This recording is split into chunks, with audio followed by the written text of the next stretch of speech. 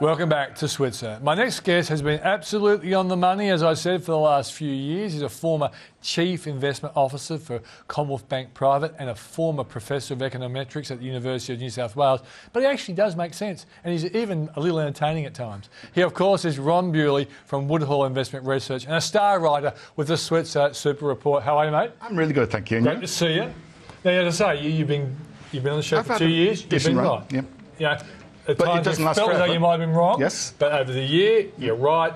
And also, one of the things you often look for, Ron, is what sectors have been mistreated. Yes. And therefore they have potential Yes. of upside. Yes. And that's part of the analysis tonight, isn't yes. it? Okay, great. My thesis is if you can't measure properly, you don't know which ones are overpriced and underpriced. So it's the measurement which is important, not just speculation on my part. Hence the value of all your years of studying numbers. It is. No, I don't know about studying, but it took 40 years to get here. Yeah, okay. Well, in the normal world, we call it studying numbers. It's more than that, though, but that's good. Yes. A good summary. That's all. So we always do charts. Yes. So let's go to the first chart and tell us the main proposition. Yeah. So people are now saying, do we need a pause as the market run too hard? Yeah, like a pullback versus rotation. Yeah. So I measure mispricing, which I call exuberance, and the stuff on my website to explain all the details for those that want them. Yeah. But on this chart here, you can see the red line has been hovering around the solid black line, which is 0%. Yeah. So 0% means fair priced. Yeah. And I should point out to people, looking at this red line, where it was below the zero around October, that's when you came on the program. And then in mid-November, we got this fantastic bounce. So if people believe what we were talking about that night, they made a bit of money. Hell of a lot. Yeah, that's right. So and most of the time it works. Obviously in the real GFC, life was a bit unbalanced. Yeah. But so this red line, even though it looks squiggly and incomprehensible, it actually is a very good predictor. Yes, so it's above the black line, so the market's a bit expensive, but the important thing is, on the right-hand side, which is the last 2 or 3 months, it's shooting up. So it's getting more and more overpriced day by day. And that's why some people are saying, gee, we must be due for a pullback. And I think when Lance Lowe was on it, he said, I'm not over-convinced, he said, but it looks like a pullback is more likely than not. Okay. So my magic line is the dotted line, which you see at 6%. The Ron Bewley magic line. So it seems whenever we get to around 6%, one or two things happens. No, it corrects 6 to 10%. Rather sharply, or, as I'll give you an example in a moment, you just go sideways for a long time, and that's what happened in 2009. We hit 5,000. We were massively overpriced, year after and we still haven't beaten that number. So it's worked for 8 years. What was that number again, though? 6% is the magic number. Okay, but what was that number we haven't beaten since then? About 5,000 ballpark. Okay, right. Okay, so things are looking like that. So that looks a bit bad. Okay. Yeah, so this stage, given how much money we made in November, at this stage we say, hey, maybe it's time to get out. But no, it's not. I don't think it's going to correct on this. But some people could say that. But you want to be careful about going in holus bolus at this point. Okay. But let me show you where people have been going a little bit too excited, I think. Okay. So the second chart. Yeah. So this is one of the 11 sectors I look at. Okay. So financials means the big banks and little banks. Okay. Do you add AMP and all those? They're in there, but not the property trusts. Okay. So diversified financials and banks. Okay. And what you see here is the range of mispricing has been massive, but just focus on the right-hand side first. Yes. We've broken the 6% line. The magical Ron Bewley 6% Horribly. So this should be correction territory or a real problem. And today we saw banks copy. But if you look just to the left of that, see it bouncing off the 6% line? Yes, it did. Yes. And on the left-hand side, it bounced off. But the exception is the big splodge in the middle, which is, sorry, not the middle, left-hand side, which is late 2009, when everybody was piling in after the GFC, the March low. Yes. And they got in there, and I remember I was at the bank and I was trying to stop people buying the market, and they said, you're silly. And I said, well, I don't say it's going to crash, but it's not going to go up, and it didn't go up. So I'm not saying today the banks are going to crash. I haven't sold mine. I've got quite a few. But I wouldn't be buying them, but it could correct. And think you might be, I don't know what the figures are, say 6 or 7% for a dividend at the moment.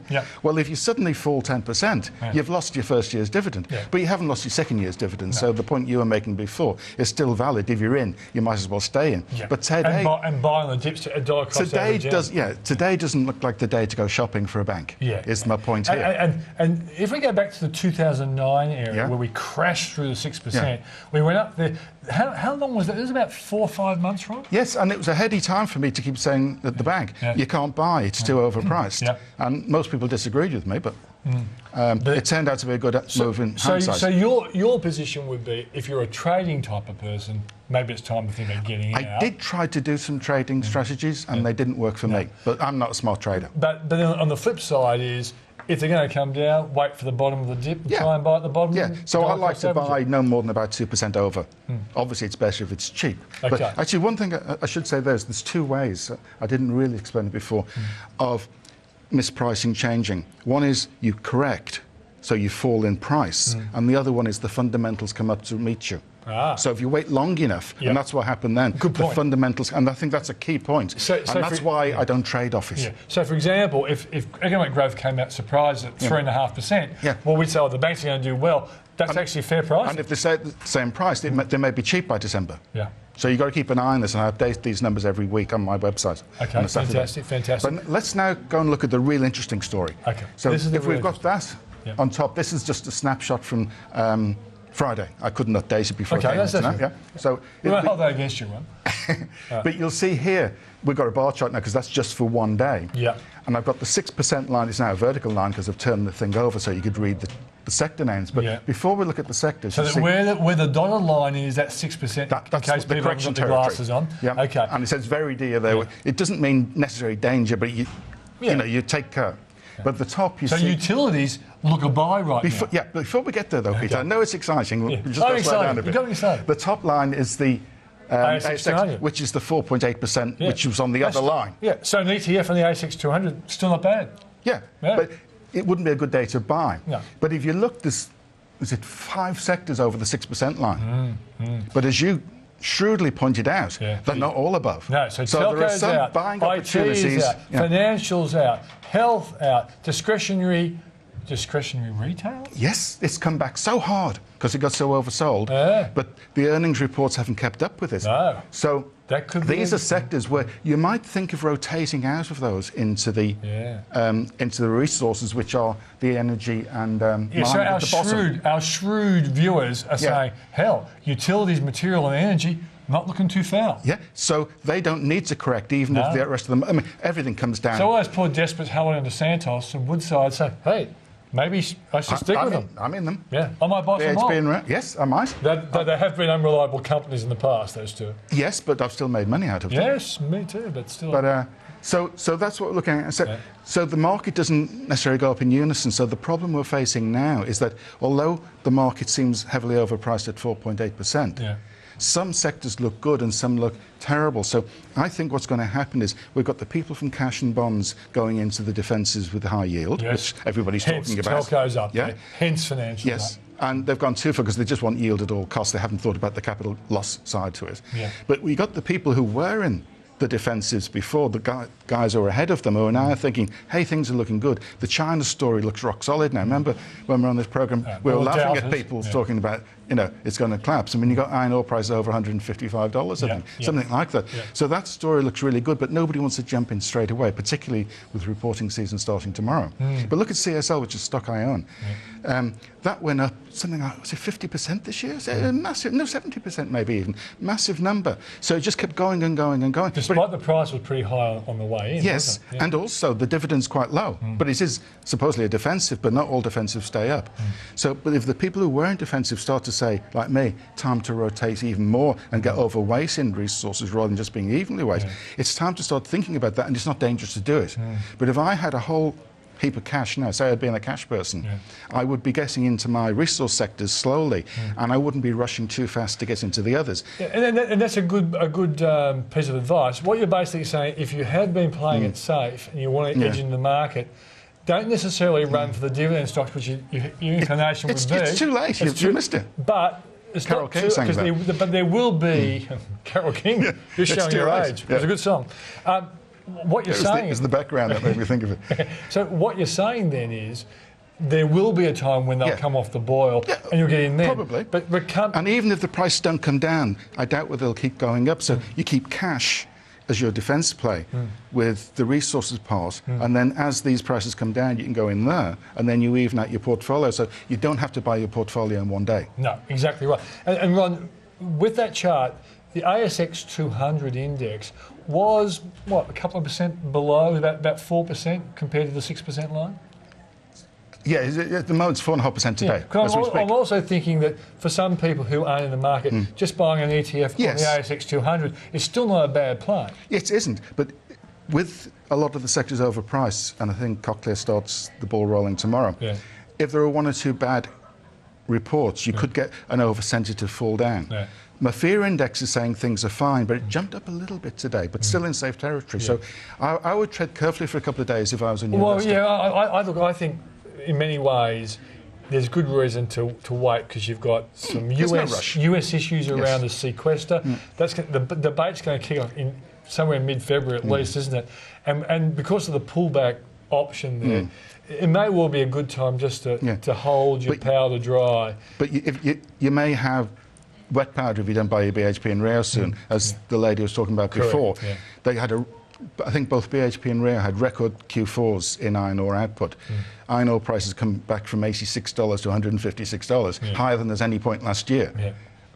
People with egg on face because they sold out haven't possibly got quite back in yet. It's still cheap at around $67. And Ron, when you add the big macro story, you've got the US obviously doing better than it's fine now. It's not brilliant, but it's fine. China, obviously the same boat. Really strong. And they're even saying positive things about Europe, which of course will take time. But it's not bad now. It's just a bit boring. And the Japanese are now going down the Fed line using for everything. Yes. So, and they buy raw materials. So going forward, we can't reasonably get any of those shocks coming back again. Of course, we know it's getting new shock. Iceland can do something or other. But of the big stories, they're all sorted now. We've got key people like Draghi on board in Europe sorting everything out. We've got Obama having got the tax part through, and Republicans looking a bit tail comparing 2000 to 2013, it was like negative contagion versus a creeping positive contagion. And that means that's usually a pretty good circumstance for material stocks and energy to do well. And the energy price is sneaking up, isn't it? And as US goes up, China can do even better, and then Europe can do better because China's doing better than those. So it's just a lovely story. Before we finish up, utilities. Are there any utility companies, because you would have been eyeing off the ones you'd like? I'm overweight in AGL. Okay. AGL is a company you like? I've got it. It's the only one I've got in that sector, and I still like it at that price. Okay. Obviously, for someone who wants more, it's a good time to go and analyse the various companies. Well, have you gone through every utility company and you're just stuck with AGL? No, but this morning I wrote for your report my one on healthcare sector, which comes out on Thursday. And if you go back every fortnight, I've got the other sector, so I'm going through fortnight by fortnight, showing how to think about these things, using the mispricing signals, choosing the stocks within a sector, and sometimes overruling the brokers. We like that. Sometimes you have to think as well. Ron, in terms of the year ahead, does your stuff actually give you a solid guide to what you think the market will do? It's a solid guide, but of course things can happen. But at the beginning of the year, my estimate for the end of the year was 5.1. It's now 5.2 after a month. You bumped your estimate from 5 to 5.2. It crept up because the fundamentals come up.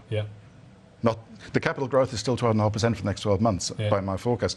But if you remember the long-run forecasting model I had on last year, where you had those big swings, so big swings rather than little swings, that's still got 5.5 for the end of the year. So I see, under 5,000 at the end of the year, unlikely, but before Christmas, every man and his dog seems to have like a 4.6 or a 4.7 for the end of the year. Well, they're wrong as always. But you never trust men and dogs. They're hopeless at forecasting. But also, a good example is, say, I predicted 4.8 last year for the end of the year, and I think it was close to 4.7. But it's 4.8 like 2 weeks later. So you shouldn't be too excited. You've always been ahead of the curve, mate. No, but it's the exact numbers are irrelevant. Should you be invested is the only question. That's right. Exactly right. And thanks for joining us, mate, as always. Pleasure. Very, very insightful. If you want to read my thoughts each morning at the close of Wall Street, check out my website, switzer.com.au. And if you have any questions for me or ones you'd like me to put to an expert, email me, switzer@skynews.com.au. And if you have a self-managed super fund, have a look at the Switzer Super Report, where star writers like Ron Bewley are there, giving these pearls of wisdom. I'm Peter Switzer. Thanks for watching. I'll see you tomorrow night in our nice new studio.